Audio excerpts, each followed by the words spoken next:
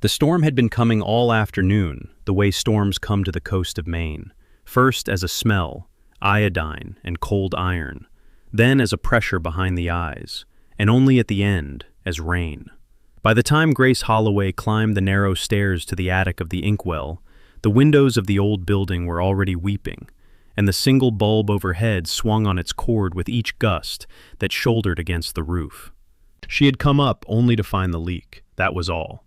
40 years of salt air had eaten the flashing around the chimney, and the water had begun to bleed down through the plaster above the poetry section, of all places ruining a first edition Frost she could not afford to lose. So Grace went up with a flashlight clamped between her teeth and a roll of duct tape in her fist, muttering about contractors she could not pay. And she found the leak, and she would have gone back down except that her shoulder brushed the tall oak bookcase against the far wall, and the bookcase moved. Not the way furniture moves. It swung. Grace stood very still. The flashlight beam trembled across the spines of books no one had touched in decades, and behind them, where there should have been the brick of an exterior wall, there was a door. A real door, painted the same dull gray as the wall, fitted so cleanly that for 10 years she had never seen the seam. Every sensible part of her said go downstairs, call someone, wait for daylight. But Grace had spent 10 years in a town where nothing was hidden, and everyone knew everyone, and the existence of a single secret in her own home pulled at her like a hook behind the sternum. She put her hand against the door, and it gave. The room beyond was small, windowless, and warm, warmer than the rest of the attic, as if something kept the chill out on purpose. She found a switch. A lamp came on, low and amber, and Grace stopped breathing. The walls were covered, floor to ceiling, every inch in photographs. Photographs of her. Grace at 24, thinner her hair, still long, standing outside the shop the week she'd bought it. Grace laughing at the farmer's market with a paper cup of cider she did not remember buying.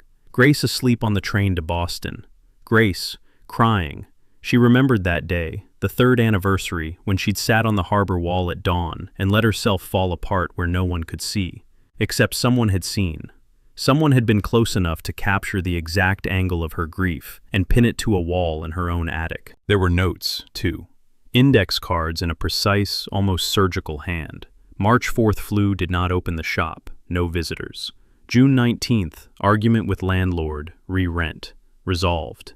August 2nd, followed home from the pharmacy by unknown mail, gray sedan. Handled. Handled. The words sat in Grace's chest, like a stone dropped into a well. She turned slowly in the small room, the lamp throwing her shadow long across 1,000 versions of her own face, and the storm hammered the roof, and she understood 3 things at once, the way you understand them in a nightmare, all the meaning arriving before any of the words. Someone had been watching her for 10 years. Someone had been protecting her for 10 years, and she had never not once felt them there. In a city 240 miles to the south, in a glass tower that owned 1/3 of the skyline, and answered to no name on any sign, a phone lit up on a black desk. Sebastian Cole did not move to answer it. He stood at the window with a glass of something dark and untouched, watching the same storm that battered Maine arrive over Boston as a wall of light and water. He was 41 and looked carved rather than aged, the kind of stillness that men learn only when they have done things that should keep them awake, and have decided instead to never sleep at all. The room behind him held 4 men.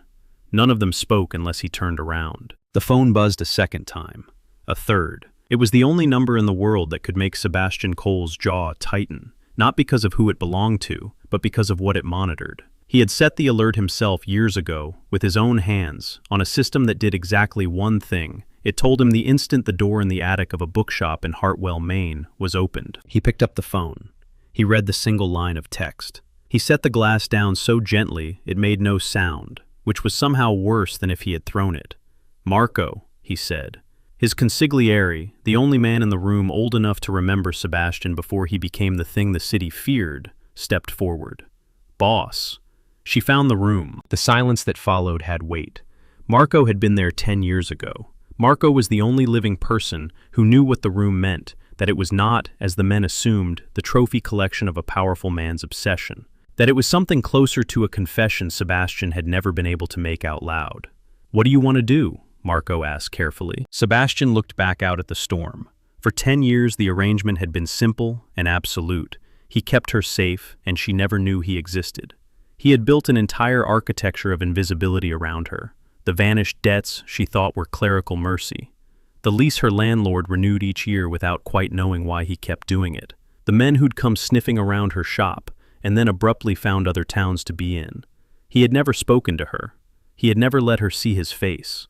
He had promised himself that the closest he would ever come to Grace Holloway was the cold lens of a camera, because the truth of what he was, of what he had done, could only ever destroy her. But the truth was loose now. She was standing in the middle of it. And the timing was the part that turned Sebastian's blood to ice water. Because 3 days ago, Adriano Moretti had been seen in Portland. Adriano's people are within an hour of her, Sebastian said quietly. And now she knows she's being watched. She'll run or she'll dig. Either one gets her killed. Marco already knew the answer before he asked. So you're going up there? Sebastian Cole, a man who had not personally set foot in Hartwell, Maine in a decade, who had loved a woman from a distance, the way other men love God at arm's length, on faith certain that closeness would only prove him unworthy, picked his coat up off the chair. Bring the car, he said. Grace did not sleep. She sat on the floor of her own kitchen with the lights on and a fireplace poker across her knees. And somewhere around 4 in the morning, when the storm finally exhausted itself, she made a decision that the gentle people of Hartwell would not have believed her capable of. She decided she would not be afraid in her own home one more night. She spent the gray dawn pulling every photograph off the walls, every index card, packing them into a banker's box with hands that only shook a little. She would take them to the police. She would take them to the state police, the FBI, somebody with a badge big enough that this nightmare became their problem instead of hers. She told herself this while she worked, and she almost believed it until she reached the last card on the last wall, the oldest one, the paper gone soft and yellow at the edges, and she read what was written there in that same careful hand. October 11th, the funeral. She wore Daniel's coat. I will not let anything else touch her. S.C. Grace's legs went out from under her. She sat down hard on the attic floor, the card in both hands, and the morning light came thin and silver through the seam of the door, and 10 years collapsed into a single second. October 11th, the day she buried Daniel Mercer, the man she was going to marry, the man whose ring she still kept in a drawer because she had never found a reason good enough to take it out. He had died in a car accident in Boston. That was what the police had told her. Wrong place, wrong moment, a gas main, a fire, a tragedy with no one to blame.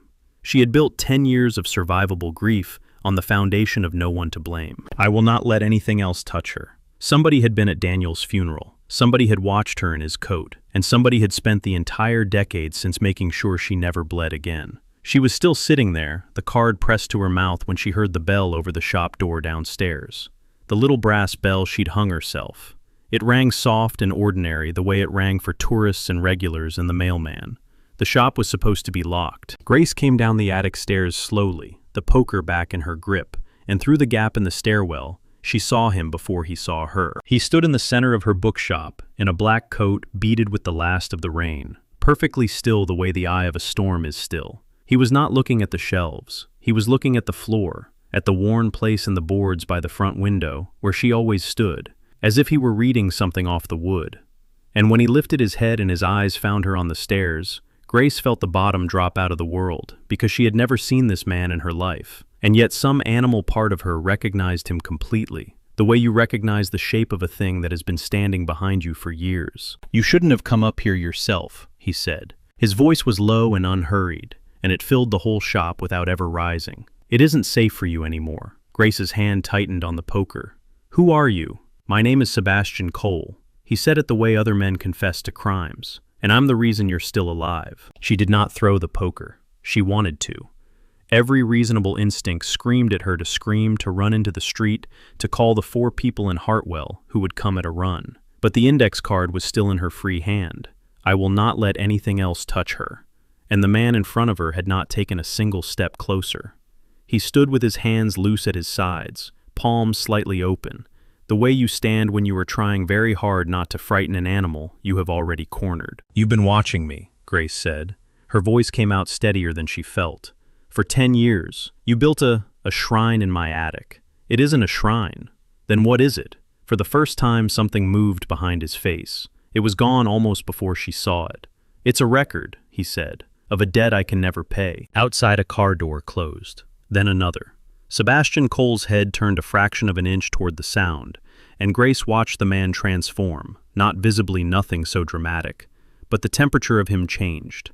The stillness sharpened into something with edges. Grace. He used her name like he'd been saying it privately for years, and the intimacy of it made her stomach turn over. There are men outside who have come to this town for one reason, and that reason is you. In about 90 seconds, they're going to come through that door. I need you to decide right now whether you trust the man who has kept you breathing for a decade, or the strangers who drove 4 hours to find a woman who owns a bookstore. "I don't trust you," she hissed. "I know." Something almost like a smile. "You don't have to. You just have to come with me before they do." The bell over the door did not ring this time. The door simply opened slow and wrong, and a man Grace had never seen filled the frame, heavy, unhurried. A gun held down along his thigh as casually as a folded newspaper. Behind him, 2 more. "Sebastian," the man said, pleasant as anything. "Adriano said you'd come yourself. He didn't believe it. 10 years, and you never once visited the little bird. He owes me money now." His eyes slid to Grace and warmed, and the warmth was the most frightening thing she had ever seen. "Hello, sweetheart. You have no idea how famous you are." What happened next happened faster than Grace's mind could record it, and she would spend the rest of her life assembling it from fragments. Sebastian moved. He did not reach for a gun. He reached for her, a single long stride that put his whole body between Grace and the door, his arm sweeping back to press her into the shelter of the bookcase. The shop exploded into noise. The front window came apart in a curtain of glass. Books leapt off the shelves as though the room itself had been startled.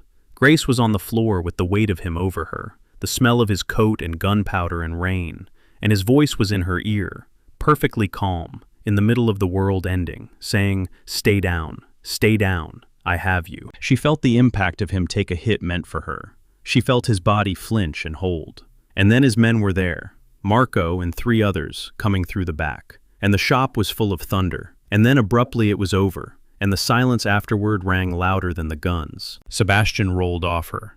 There was blood on his sleeve, a dark spreading bloom high on the left arm, and he did not appear to notice it. He pulled Grace up by both shoulders and looked at her, actually looked at her close, his eyes moving over her face with a desperation he could not hide, checking her for holes the way a man checks the thing he cannot live without. "You're not hit," he said. It was not a question. It was a prayer being answered. Grace looked past him at the 3 men on the floor of her bookshop, at the ruin of the only life she had, at the rain coming through the shattered window onto her grandmother's rug, and then back at the bleeding stranger holding her face in his hands, as if she were made of something that could not be replaced. "What did you do?" she whispered. "Sebastian, what did you do to me?" His hands went still, and for one terrible second, she saw in the eyes of the most feared man in the country something that looked exactly like grief. "Not yet," he said. "Not here. Come with me and I'll tell you everything.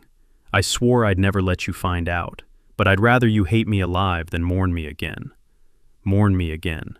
She didn't understand it yet, but the word again lodged in her like a splinter, and she let him take her hand. The safe house was 3 hours north and inland, a converted lighthouse keeper's home on a private stretch of coast where the fog came in so thick by evening that the world ended 10 feet past the windows. Sebastian had owned it for 9 years. He had bought it, Grace would later learn, for exactly this, a place to put her if the wall between his world and hers ever came down. He had prepared for her rescue years before she ever knew she needed rescuing. She did not speak to him during the drive. She watched the dark trees blur past and held the banker's box on her lap, the only thing she'd grabbed, and she catalogued the strangeness of her own calm. She should be hysterical. She had watched men die. Instead, she felt scoured clean. Every ordinary thing burned away, and only the questions left standing. In the lighthouse kitchen, Marco stitched the wound in Sebastian's arm at the table, while Sebastian sat shirtless and unflinching, and Grace stood in the doorway and made herself look at him, at the topography of old violence written across his body. The scars that told a story no one had survived to tell. He let her look. He did not perform it for her, did not hide it. He simply allowed her to see what kind of man had been guarding her gate. "Ask me," he said quietly when Marco had gone. So she sat down across from him, the table between them, and she asked the question that had been burning a hole through her since the attic. October 11th, Daniel's funeral. You were there. I was there. How did you know him? Her voice did not shake. She was proud of that later. How did you know Daniel? Sebastian Cole was a man who had ordered the deaths of people who deserved it and people who did not, who had built an empire on the bedrock of his own iron control. And Grace watched that control fail him for the first time. He looked down at his hands. When he spoke, the words came slow, dragged up from somewhere very deep and very old. 10 years ago I was at war, he said, with a family called Moretti. The man you met today works for them. It was the kind of war that doesn't end until one side is in the ground, and I intended to be the side standing. I set an ambush. A man named Adriano Moretti was supposed to drive down a particular street on a particular night, and I had arranged for that to be the last thing he ever did. He paused. Adriano changed cars at the last minute. He was careful. He has always been careful. The car I hit, the car my people put 6 men and a great deal of fire into, was the wrong car. The kitchen was very quiet. Outside, the fog pressed against the glass. There was a young man in it, Sebastian said. He had nothing to do with any of us. He'd borrowed it from a friend to drive to the airport. He was flying somewhere the next morning. He lifted his eyes finally and met hers, and there was no mercy in him for himself at all. He was flying to pick out wedding rings, Grace. He had a list in his jacket pocket. The first thing on it was your name. Grace did not move. Could not. The room had gone very far away. His name was Daniel Mercer, Sebastian said. And I killed him, not with my own hand, but it was my war, my plan, my street. There's no version of it where I'm not the reason he died. The police told you a gas main, because I made them tell you a gas main. I gave you a clean grief. It was the only gift I could think to give. His voice broke just slightly, and he let it. And then I went to his funeral because I could not stop myself. And I stood at the back, and I watched a woman I had never met bury the man I'd murdered. And you wore his coat, and you didn't fall apart. And He stopped. He could not finish it. He did not have the words for what had happened to him at the back of that church, watching her Grace under a grief he had authored. Some men, when they ruin something beautiful, learn to live with it. Sebastian Cole had not been able to live with it. He had only been able to live for it. So I made you a promise, he said. You'd never know I existed, and nothing in this world would ever touch you again. I kept it. For 10 years I kept it. A terrible, bitter softness. I built a life out of being the thing that stood between you and harm, and the cruelest part, the part I never planned for, is that somewhere in those 10 years watching you, I stopped doing it out of guilt. He looked at her like a man stepping off a ledge. I kept doing it because the days I caught a glimpse of you were the only days I felt like a person. You became the only clean thing I had ever touched, and I never let myself touch you at all. Grace stood up. She walked to the window. She put her hand flat against the cold glass and looked out at fog that hid the whole world. And she understood finally, the line on the oldest card, the answer will both save and destroy her heart. Because the man who had taken Daniel from her, and the man who had given her 10 years of impossible, invisible love were the same man. To forgive the one was to betray the other, and both of them were standing in this room. You don't get to make me grieve him twice, she said to the glass. Her breath fogged it, once for losing him, and once for finding out who's been keeping me warm. Behind her, Sebastian Cole said nothing, because there was nothing to say that wasn't a knife in one direction or the other. She did not forgive him that night. She would not have respected herself if she had. What happened instead was slower and stranger and far more dangerous, the thing the careful people of Hartwell would have warned her against if any of them had known. She stayed. She told herself it was because Adriano Moretti's men were still out there, and the fog-bound lighthouse was the only place she was safe. And both of those things were true. But the truer thing was that Grace Holloway had spent 10 years learning to live around a hole in the center of her chest. And for 10 years, a man she'd never met had been quietly, secretly walking the perimeter of that hole, keeping the wind off it. And now that she knew his name, she could not make herself stop feeling the warmth. They circled each other for days. He gave her the run of the house and stayed out of the room she was in, which she understood slowly was its own kind of devotion. The discipline of a man who had spent a decade not allowing himself to want, refusing to start now just because she was finally close enough to touch. She would find coffee already made, the way she liked it, She would find the books she loved, appearing on the shelves of a house that had no business having them. Because of course, he knew every book she loved. He had 10 years of receipts. It undid her in increments. The smallness of it. The way the most powerful man she would ever meet had memorized that she took her coffee with too much sugar, that she read the last page of a novel first when she was nervous, that she hated the cold but slept with the window cracked anyway. He had been the most attentive partner of her life, and she had never known he was in the room. One evening she found him on the gallery that ringed the top of the lighthouse, in the rain of all things, coatless, letting the storm soak him through, as if he were trying to feel something the only way left to him. She brought him a towel, and he looked at it like he didn't know what it was for. "You'll catch your death," she said, and then heard herself, and they both went still at the casual wifeliness of it, the way it had simply fallen out of her mouth. "I've earned worse," he said. "Yes," she agreed. "You have." She did not soften it. He had asked her not to lie to him, and it was the one thing she could give him that wasn't forgiveness. "Why didn't you ever just tell me? In 10 years. You could have written a letter, left a note, something." He was quiet for a moment, the rain running off his jaw. "Because the day you knew the truth was the day I lost you," he said. "And I was a coward about the only thing I've ever been a coward about. I'd rather have watched you live happy and far away forever than watch you look at me the way you looked at me in that kitchen." He turned and met her eyes through the rain. "I am not a good man, Grace. I want to be clear that I know it. I've made peace with what I am. The only thing I never made peace with is what I did to you. Protecting you wasn't atonement. There's no atonement for it. It was just the only prayer I had." The space between them on the gallery had narrowed without either of them moving. The rain came down.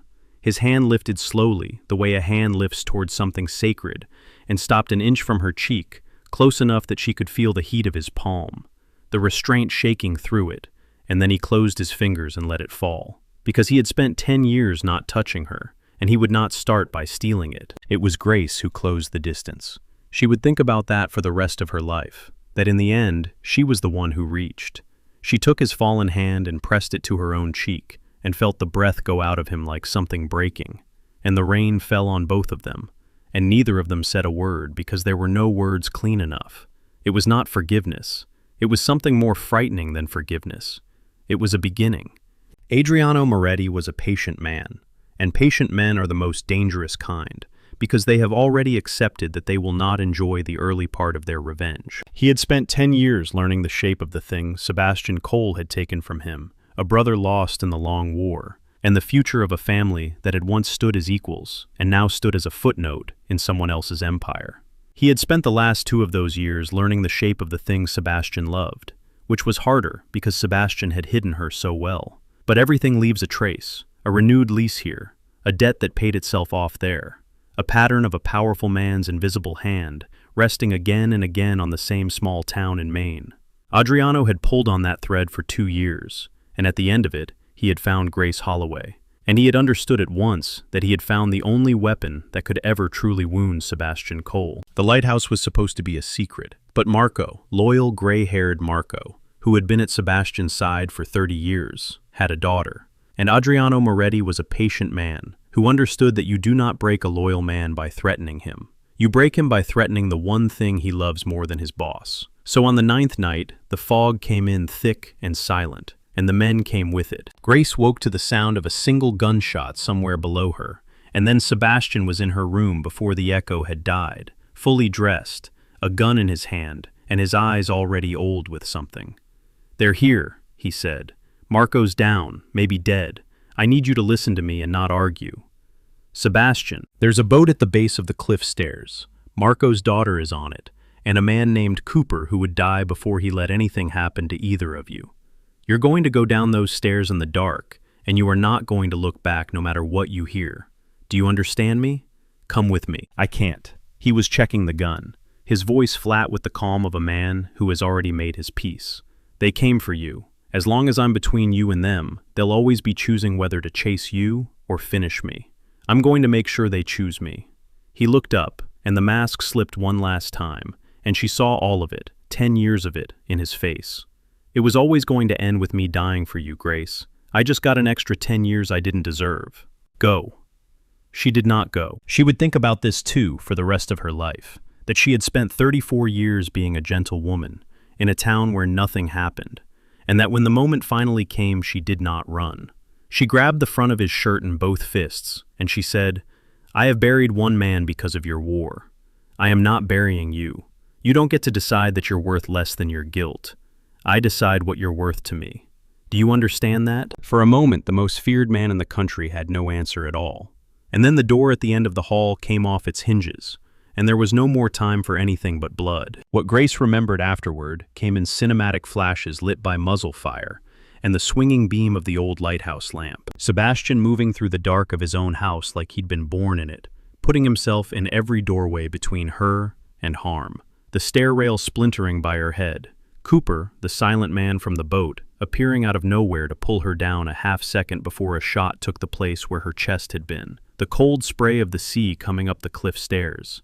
And then, at the bottom, at the water's edge, in the fog, Adriano Moretti himself, waiting, because patient men want to be there at the end. He had a gun on Grace before Cooper could move, and Cooper went still, and the world narrowed to the small black eye of the barrel. "Sebastian!" Adriano called up into the dark, conversational, almost warm. "Come down, come see. I want you to watch this. I want it to be the last thing. I want you to carry it the way I've carried my brother. Come down, Sebastian, or I'll start without you." And Sebastian Cole came down out of the dark into the light of the lamp, his hands open and empty, having dropped his gun on the steps, where Adriano could see it, walking toward the man who was going to take everything from him for the second time. "It's me you want," Sebastian said. His voice was steady. "You've always wanted me. She owns a bookstore, Adriano. She's read more novels than anyone alive, and she's never hurt a soul. Let her walk to the boat, and I'll get on my knees right here, and you can do whatever you've spent 10 years dreaming about. I won't lift a hand. I give you my word. And you know my word is the only thing I've never broken." Adriano considered it. The gun did not move from Grace. "On your knees then," he said, slowly. And Sebastian Cole, who had knelt to no man in 20 years, lowered himself onto the wet stone at the edge of the sea, in the swinging light, and bowed his head. And Grace screamed his name into the fog, and never heard the shot that should have ended him. Because Marco was not dead. Marco, gray-haired, gut-shot, dragging himself the length of the cliff stairs on his elbows for the boss he'd served for 30 years, and the girl he'd helped guard for 10, fired once from the dark, and Adriano Moretti's gun hand opened, and the shot meant for Sebastian went wide into the sea. And in the half-second of confusion, the kneeling man came up off the stone like something released, and there was a sound, short and final, and then there was only the fog and the water, and Grace's own breathing. And Adriano Moretti was a shape on the rocks that the tide was already beginning to claim. It was over. It was over, and Sebastian was alive and bleeding from somewhere new, holding her. And Marco was alive, barely. Both of them said, barely. For weeks afterward, the old man's stubbornness, the only thing the doctors could find to thank, and the fog began very slowly to lift off the water, as the dawn came gray and then gold over the eastern edge of the sea. Grace held Sebastian's face in both her hands, the way he had held hers in the wreck of her bookshop, and she checked him for holes, and she found him whole, and she pressed her forehead to his, and felt them both shaking, and she said the only true thing left in the entire world. "Don't you ever kneel for anyone again," she said. "Except me. You can kneel for me." And Sebastian Cole laughed a real one, wrecked and astonished. The laugh of a man who had spent 10 years certain he was already dead, and had just discovered against every odd that he was allowed to be alive. And he kissed her there, on the rocks, in the rising light, the first time he had ever let himself. 10 years of distance collapsing into one point. And the sea came in and went out, and the sun cleared the horizon, and for the first time in a decade, neither of them was watching from the dark. They did not ride off into a clean ending, because there is no clean ending for a man like Sebastian Cole, and Grace would not have believed it if there had been. He was still what he was. There were still empires and enemies, and the long, grinding work of getting out from under a life like his, and some of it he never fully escaped. And she made her peace with the parts he could and could not change, the way you make peace with the tide. But the inkwell reopened. He paid for the new front window, and she let him, and they argued about the color of the new shelving for 3 days, which was, she thought, possibly the most ordinary thing either of them had ever done. He learned to make her coffee in person, instead of leaving it on the counter like a ghost. The hidden room in the attic they emptied together, the 1,000 photographs of her years taken down one at a time. And the last card, the oldest one, October 11th, she wore Daniel's coat. I will not let anything else touch her, she did not throw away. She kept it in the drawer with Daniel's ring, the two halves of the same wound, because she had decided that she was large enough to hold both the man she had lost and the man who had carried her loss across 10 silent years, until he could finally set it down at her feet. On the night the shop reopened, the bell over the door rang soft and brass and ordinary, and Grace looked up from behind the counter, and it was him, coming in out of the rain, like he had that first morning. Except this time he was not a stranger, and not a secret, and not a confession he couldn't make. This time he simply crossed the room and stood at the worn place in the floorboards by the window, the place he'd memorized from 1,000 photographs, the place where she had stood every day of a life he'd watched from the dark. "You don't have to stand way over there anymore," she told him. "I know," he said. He came and stood beside her instead, and nobody in the quiet town of Hartwell ever fully knew that the woman who owned the little bookshop on the harbor had once been guarded for 10 years by the most dangerous man in the country, or that the danger had in the end simply walked in out of the rain, hung up his coat, and stayed. Nobody knew, but she did. And that in the end was the only thing the man who had never wanted anything but her had ever truly needed to be true.